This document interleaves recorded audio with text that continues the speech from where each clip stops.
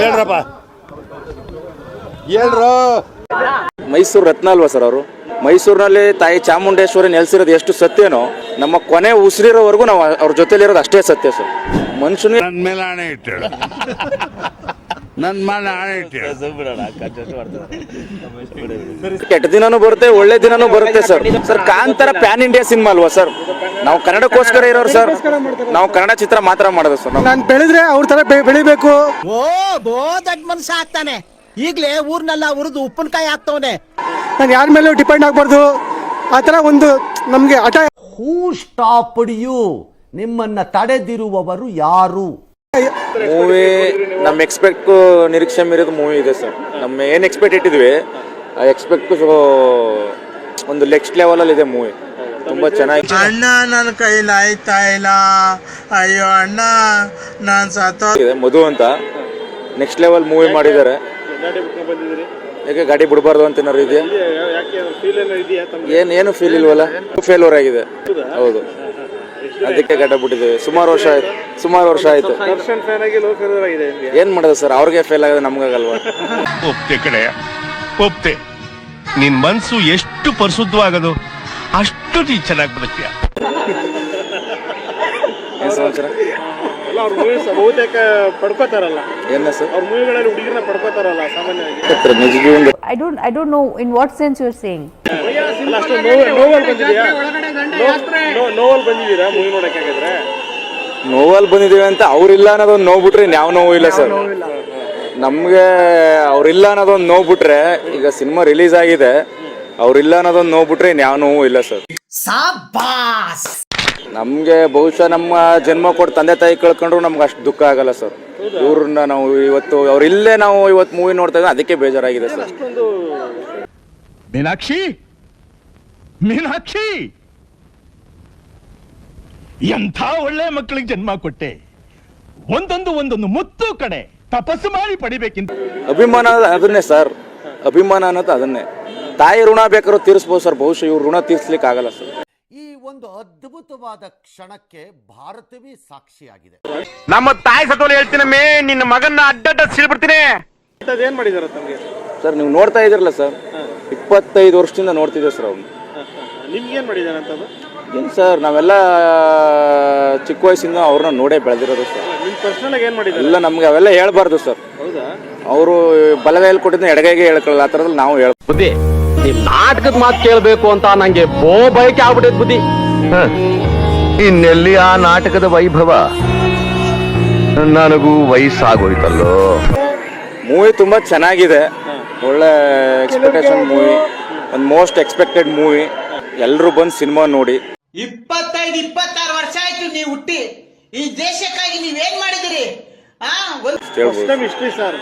ಒಂದು ಸರ್ಕಾರ supreme court ಹೋಗಿ ಒಬ್ಬ ನಟನನ್ನ ಜಾಮೀನು ರದ್ದು ಮಾಡಿಸುವಂತದ್ದು ಸರ್ಕಾರ.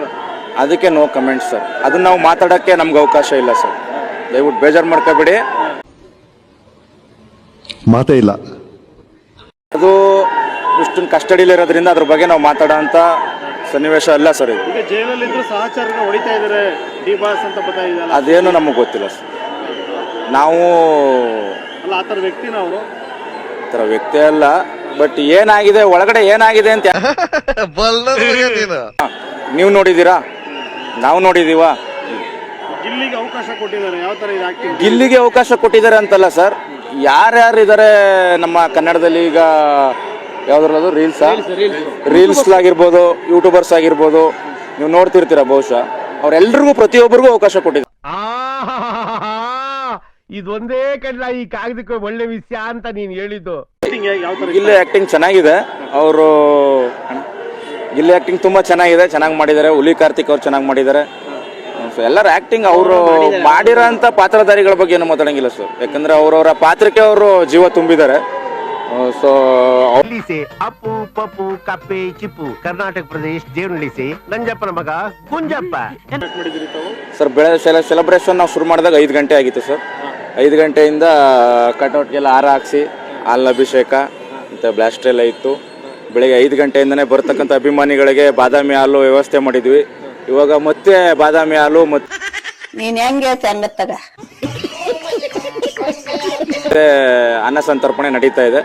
ಅಂದ್ರೆ ನಮ್ಮಂತವ್ರಿಗೆ ಊಟ ಹಾಕೋ ಜಾಗ ಅಷ್ಟಿರೋದ್ಕೂ ಹೊಟ್ಟೆ ತುಂಬಾ ಪೂರ್ಣಿಸ್ಬಿಡ್ಬೇಕು ಚೆನ್ನಾಗಿ ಶಿವಾಯಿನ. ಸೊ ಎಲ್ಲ ಅಭಿಮಾನಿಗಳು ಸಾಕಷ್ಟು ಜನ ಬಂದಿರ್ತಾರೆ ಎಲ್ಲಿಂದ ದೂರದಿಂದ. ಅವರೆಲ್ಲ ಪ್ರಸಾದ ಸೇವಿಸಿ ಚಿತ್ರ ನೋಡಬೇಕು, ಅರಸಬೇಕು. ಮೈಸೂರಿನಲ್ಲಿ ತುಂಬಾ ಹಿಟ್ ಆಗುತ್ತಾ ಮೂವಿದು? ಖಂಡಿತವಲ್ಲ ಸರ್, ಮೈಸೂರು ರತ್ನ ಅಲ್ವಾ ಸರ್ ಅವರು? ಯಾರೇನೇ ಹೇಳ್ಬೋದು ಸರ್, ಯಾರು ಎಷ್ಟೇ ಹೇಳಲಿ ಸರ್, ಅಲ್ವಾ ಸರ್? ಮೈಸೂರಿನಲ್ಲಿ ತಾಯಿ ಚಾಮುಂಡೇಶ್ವರಿ ನೆಲೆಸಿರೋದು ಎಷ್ಟು ಸತ್ಯನೋ, ನಮ್ಮ ಕೊನೆ ಉಸಿರಿರೋವರೆಗೂ ನಾವು ಐ ಲವ್ ಯು.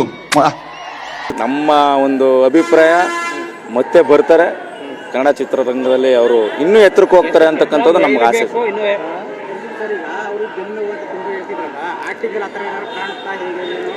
ಬೆನ್ನು ಆಕ್ಟಿಂಗಲ್ಲಿ ಕಾಣಲ್ಲ ಸರ್. ಯಾಕಂದ್ರೆ ನಿಮ್ಗೆ ಹೇಳ್ಬೇಕು ಅಂತಂದ್ರೆ ಅವರು ಕೆಲವು ಸನ್ನಿವೇಶದಿಂದ ಆಚೆ ಬಂದಾಗ ಶೂಟಿಂಗ್ಗೆ ಪಾಲ್ಗೊಳ್ತಾರೆ.